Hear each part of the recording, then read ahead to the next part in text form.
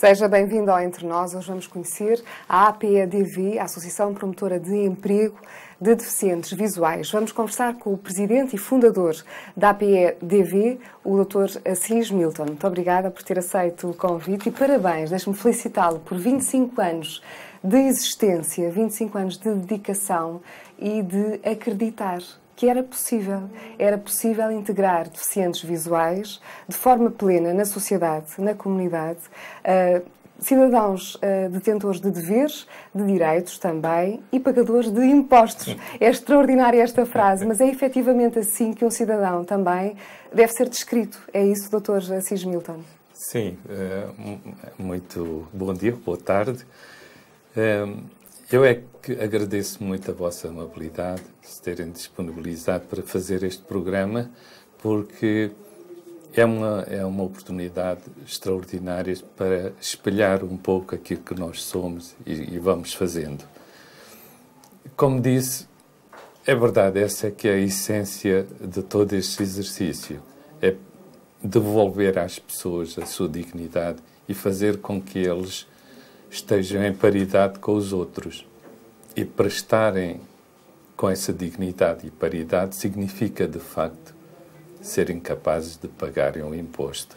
Não é? De gerir a sua vida, de terem autonomia, de terem qualificação também. Nesse sentido, a APEDV proporciona-lhes formação profissional, acima de tudo, não é? É verdade. Acima de tudo, embora faça muitas outras coisas, mas a sua parte central, o seu foco central é mesmo dar formação profissional às pessoas e não parar aí, é procurar ativamente emprego e colocá-las mesmo na situação em que eles começam a retomar, digamos, o curso normal da vida. Estes cursos destinam-se a pessoas com deficiência visual, com incapacidade visual total ou, eventualmente, limitada. São cursos diferentes, são cursos vários, aqueles que se podem frequentar aqui. Há um curso inovador, há um curso de massagistas para deficientes visuais. Sim. Falando na primeira parte, que é se é só para cegos ou ambliopes, existe uma designação de ambliopes que indica que a pessoa tem alguns resíduos visuais, que não vê como as pessoas normais, tem limitações, mas ainda vê. Portanto, nós apanhamos todo esse leque de pessoas que vão desde os cegos absolutos até aqueles que, mesmo tendo alguma visão, não podem funcionar normalmente e em instituições normais. Portanto, é esse tipo de população que nós assistimos. E são muitos aqueles que procuram a associação? São muitos. Têm sido muitos? Sim, são muitos, porque nós servimos o país inteiro e alargamos o nosso âmbito também aos PALOP, sim. Têm recebido pessoas dos PALOP? Sim, temos sempre uns quantos de PALOPs, ou de Moçambique, Angola, Guiné, São Tomé. Alguns deles ilustres também, não é? Alguns deles ilustres, porque um parlamentar de Moçambique, que é o Isaú Menezes, que está agora pelo 3º mandato lá no Parlamento. É um rapaz que veio para mim quando eu estava em Moçambique, quando fundei a instituição de lá. Tinha ele à volta de 11 anos ou 12 e vinha de uma província qualquer que eu agora não me lembro. O pai dele trouxe-o e entregou-nos lá e é um rapaz que soube aproveitar todas aquelas oportunidades que se lhe foram oferecendo e seguramente fez o seu caminho escolar, depois veio para aqui, fez o curso de Sociologia, voltou,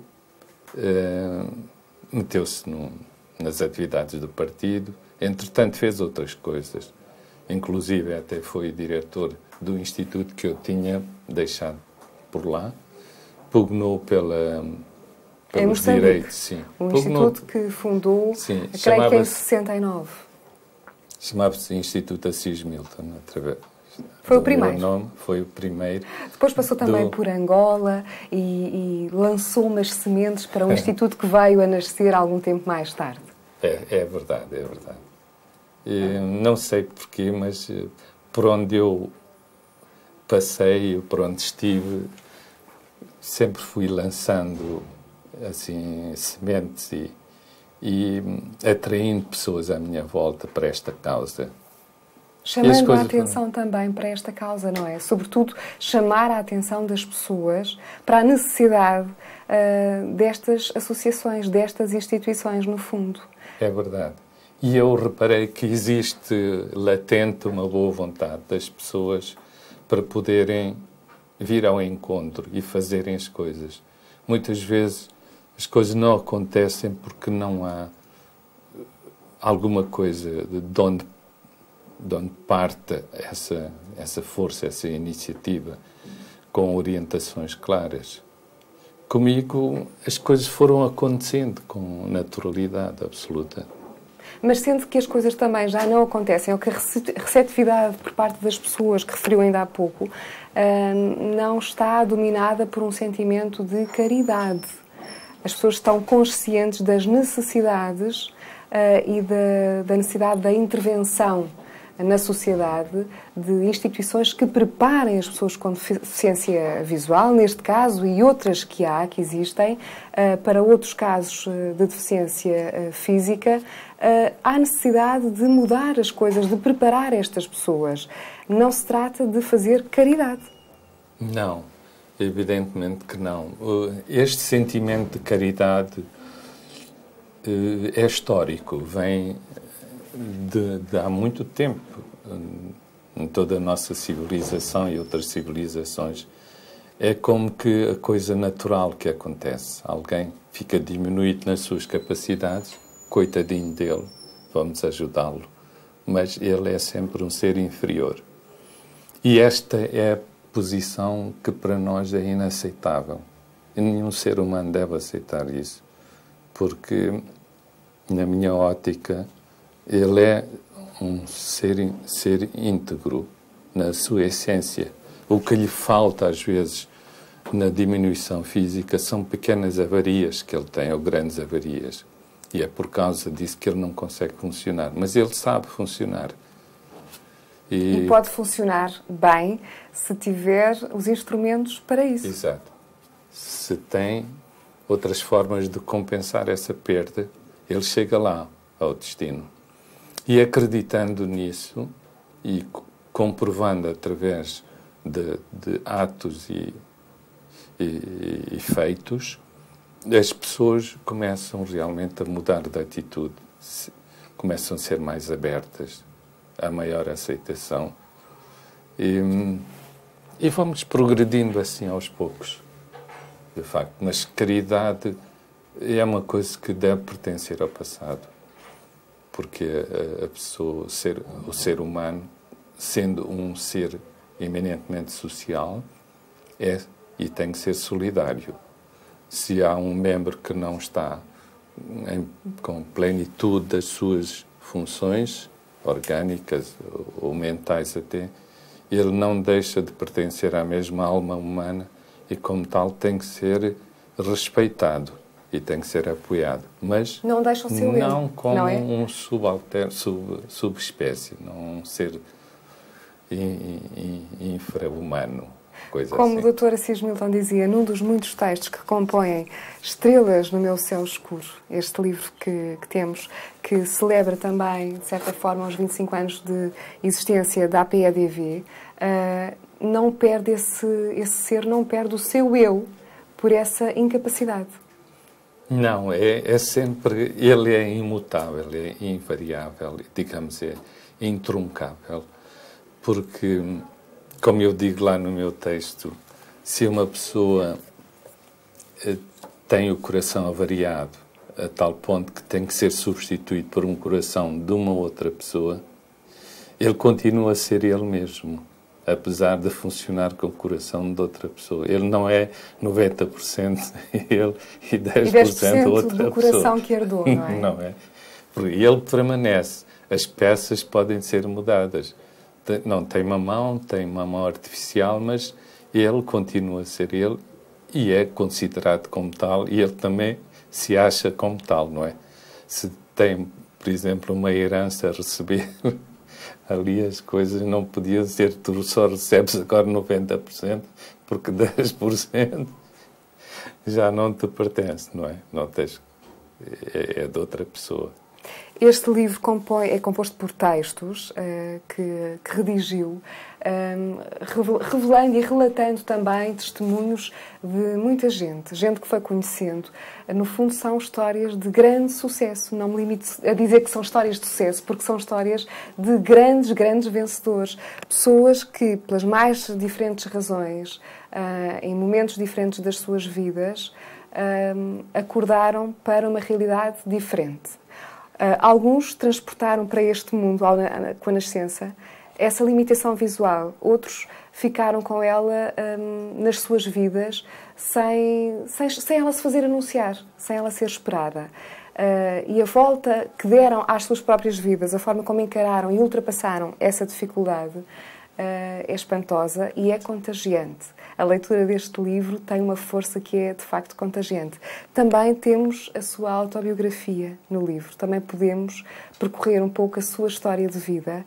E a sua história diz-nos que o Dr. Assis Milton não nasceu invisual. Não é? Nasceu em Goa, nasceu longe, sim, em Panjim, mas nasceu com a sua visão, sem estar melindrada. Portanto, via... Estudou até ao 6º ano e nessa altura é que surgiram as complicações, não foi? Sim, dessa altura foi o agravamento, porque eu desde os 7 anos notava que via menos que os outros e fui progressivamente, mas muito lentamente, perdendo a minha visão. Mas aos 16 anos fiquei incapacitado de ler por processos normais. E como nessa altura não se sabia nada sobre o Braille, nem de escolas especiais, porque era uma comunidade onde não havia prevalência de cegueiras. Eu não conheci ninguém lá com a minha idade, ou menos, que fosse cego naquela altura. Portanto, não havia preocupação nem escolas, nem nada disso. Isso, para mim, o ter contactado com a escrita Braille foi muito transformadora da minha vida, pelo menos um ponto de partida para a transformação. Foi com alegria que tomou esse primeiro contacto? Foi a forma de ultrapassar a limitação?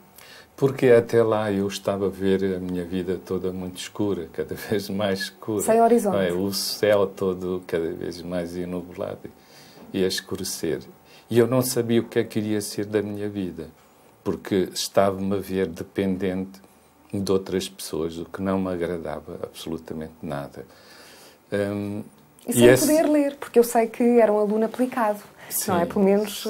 Eu sempre que podia essa ideia. Pedia às pessoas para me lerem as coisas, mas não é fácil estar a mobilizar sempre as pessoas, pois não se pode ler aquilo que se quer, tem que se sujeitar aquilo que os outros possam ler, queiram ler e tenham tempo para ler, não é?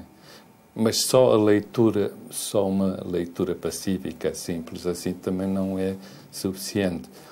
É preciso atender ao ritmo da assimilação que as pessoas têm. Eu tenho o meu ritmo de assimilação, eu tenho que voltar atrás, ou ir para frente, ou ler mais rápido, de acordo com os assuntos, não é? E podia também não gostar da forma de leitura de certas pessoas. Também há isso. Não é? O ritmo de leitura pode não agradar totalmente. Havia todo este conjunto de coisas, de maneira que quando eu soube que havia pessoas que faziam o seu curso liceal, e até já tinham alguns feito incursões dentro das universidades, etc., eu, nesse dia, ganhei realmente um novo estatuto na alma. E disse, se eles podem, eu também posso. E foi um ponto de grande viragem na sua vida psicológica, sobretudo. E foi mesmo, foi determinante. Como também foi a sua passagem por Moçambique, como falámos há pouco, criou um instituto, o primeiro Instituto Assis Milton, depois a sua passagem por Angola também, e em Portugal em 1980, funda efetivamente a APDEV. Sim. Esta associação foi pioneira em que, para a altura, existiam algumas associações para deficientes visuais, mas não quis aderir a essas associações. Achou que o seu propósito nesta questão era outro. Sim, eu tinha ali duas questões fundamentais. Uma é, se eu me integrasse nas outras associações, e eu ficaria naturalmente diluído na vida, na idiosincrasia dessas instituições e nas suas atividades, que eram muito poucas, isto é, eram pouco significativas. O que eu realmente queria profundamente é mudar, alterar profundamente o estado das coisas. E então, embora algumas instituições fizessem um bocadinho de formação profissional e emprego, havia algumas instituições que tinham essa tradição, não o tinham de uma forma assim deliberada e muito consciente e muito determinada. E eu, vendo as lacunas que havia nessa altura e sempre sabendo que este é o caminho da emancipação por excelência, dediquei o grosso e a força vital da instituição nesse caminho, que é de formar as pessoas e devolvê-las à sociedade. Então, a minha ideia, para dar assim uma metáfora, é assim como uma fábrica de móveis vai buscar a matéria-prima às florestas e à terra, metais, plásticos e tudo mais. Depois transforma-os em objetos bons, não fica com eles, devolve à sociedade para que a sociedade possa usá-los e possa sentir-se mais confortada. Assim nós recebemos aqui pessoas cegas que não sabem fazer coisas, depois aprendem a fazer coisas e não ficamos com elas, devolvemos-las à sociedade em condições valorizadas para que a sociedade se sinta bem consigo própria e com eles. E que integre os seus elementos, não é? No fundo, tem essa obrigação, integrar os indivíduos na sociedade. Há pouco eu falei de um curso inovador, disse que era um curso inovador, e considero que é efetivamente um curso de massagista para deficientes visuais. Sim, nós estamos a fazer este curso desde 86. Isto é uma história engraçada. 2 ou 3 pessoas vieram ter comigo e queriam ajuda porque queriam fazer um curso lá fora de massagistas estéticos e precisavam de ajuda pecuniária e de outro tipo, de livros, apontamentos, etc. E eu, como nessa altura não tinha outra possibilidade senão dar-lhes algum dinheiro que arranjava através da Alemanha ou amigos, comecei a ver que havia uma forte possibilidade e necessidade de ajudar as pessoas nessa via, que seria uma profissão viável. Depois surgiram mais casos e um amigo meu que andava na faculdade comigo nessa altura tinha vindo da África do Sul, ele era paramédico, sabia destas coisas, convidei-o se ele não queria aceitar o desafio para nós começarmos aqui um curso desses. E foi assim que demos início a este curso, que depois foi naturalmente evoluindo e hoje temos porque é possível um deficiente visual ser um bom massagista. É possível para um deficiente visual ser aquilo que ele quiser?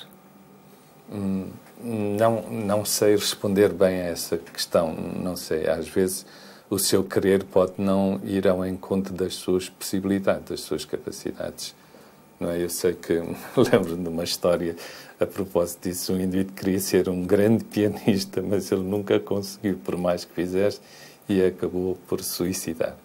Não se trata disso. De facto, o querer dele tem que se conjugar com a capacidade efetiva que ele tem de realizar este sonho dele.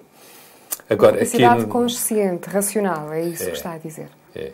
Na questão de massagista, nem todo cego pode ser massagista, assim como nem toda pessoa que não é cego pode ser professor, ou pode ser médico, pode ser isso. Tem que ter vocação para isso, tem que ter apetência para isso. Então, nós aqui escolhemos os nossos formandos, os candidatos, passam por um crivo para saber se eles têm essa aptidão ou não. Depois, são dirigidos, canalizados para áreas que considerem ter mais apetência, uma maior apetência. Exato. E este curso nosso, de facto, nesse aspecto é fabuloso, porque nós conseguimos, às vezes, colocações a 100%. Todos os alunos vão, outras vezes a 95%, 90%. Há um e outro que, por um motivo ou outro, não consegue realizar-se nisso porque adoeceu, ou porque deixou o país, ou porque qualquer coisa assim. Ou, entretanto, optou dar outro rumo à vida. Mas consegue integrar a grande maioria das pessoas, dos alunos aqui da APEDV. Há outros cursos que eu acho que temos que referir, até porque temos imagens dos trabalhos que eles desenvolvem. Há oficinas de cestaria, de trabalhos de madeira. Há também cursos de telefonistas e recepcionistas. Também conseguem integrar com relativa facilidade estas pessoas, telefonistas e recepcionistas? Sim, telefonistas e recepcionistas, digamos, vêm em segundo grau. A nossa nata, digamos, de formação 100% bem-sucedida, podemos considerar a massagem. Os massagistas terapeutas, que são auxiliares de fisioterapia. Têm um curso bastante bom, pesado, intensivo, bem organizado, com treinos e teorias. E depois vem os cursos dos telefonistas, que também apresentam um índice elevado de integração, formação e integração. Os mais pobres deles são da área das madeiras e artesanato. Que, como sabemos, é um mal geral. Portanto, os artesãos, de uma maneira geral, queixam-se de falta de apoio, falta de trabalho, mas também falta de quem queira trabalhar. É uma coisa que, com grande regularidade, nós ouvimos. São pessoas, de uma maneira geral, mais idosas, que trabalham há muitos, muitos anos nestes âmbitos oficinais e que não conseguem fixar os mais jovens. Aqui, as idades são efetivamente outras. São idades mais jovens que trabalham em cestaria e em madeira também? Sim. Agora, o propósito disso e o objetivo é, de facto, dar-lhes estas aptidões e estes conhecimentos técnicos para que eles possam, mesmo independentemente de serem ou não empregados aqui ou acolá, poderem trabalhar em casa e ir fazendo qualquer coisa para complementar outros rendimentos ou até suplementar. Porque a crise que o artesão vive não é por acaso, não vem assim por acaso. É a crise que é determinada pelo facto de que os trabalhos feitos manualmente levam muitas horas e digamos, a recompensa, a venda, a receita daquilo não corresponde ao número de horas gastas naquilo. E o merceeiro e o senhorio e quem vende roupa e tudo não tem contemplações, não quer saber disso. Ele quer aquele dinheiro por aquele quilo de arroz, não é?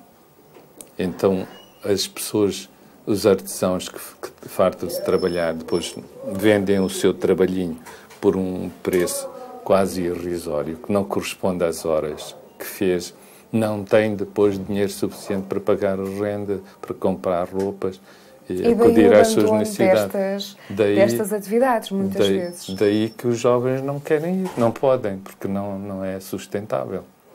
Efetivamente. Deixa para último a formação em novas tecnologias de informação e comunicação, na medida em que também tenho que dizer que a APEDV foi das primeiras instituições a implementar, por exemplo, o sintetizador de voz em Portugal. E, de facto, isto é uma revolução na qualidade de vida e de trabalho também das pessoas com deficiência visual, o poderem estar a trabalhar, estarem próximos, estarem ligados às novas tecnologias. Sim, eu acho que foi o sintetizador, em primeiro lugar, que abriu os horizontes e possibilitou que dezenas e dezenas de pessoas cegas tivessem acesso à informação da forma como ela é cedida no computador. Puderam ler, escrever com uma certa normalidade. E nós fomos pioneiros disso, como estamos a ser também agora, no novo formato do livro digital, que é também usado no computador, com um CD, onde as pessoas, com qualquer computador em qualquer parte, sem programas especiais, pode, de facto, ler livros pré-gravados com voz natural. Doutor Assis Milton, foi um prazer enorme conhecer a APE-DV, conhecê-lo pessoalmente e, efetivamente, sentir que no seu céu escuro, pegando no título deste livro, Estrelas no meu céu escuro, no seu céu escuro, no nosso céu escuro, há, efetivamente, estrelas. Muito obrigada por ter aceito o convite. Muito obrigada. Muito obrigado também. Agradeço-lhe também assim por nos acompanhar ao longo de todos estes programas. Espero que tenha gostado, em particular, do programa de hoje. Sabe que pode entrar em contacto. De que forma? Através do e-mail entre nós, @univ-ab.pt. A equipa despede-se, mas marcamos encontro já no próximo programa. Obrigada.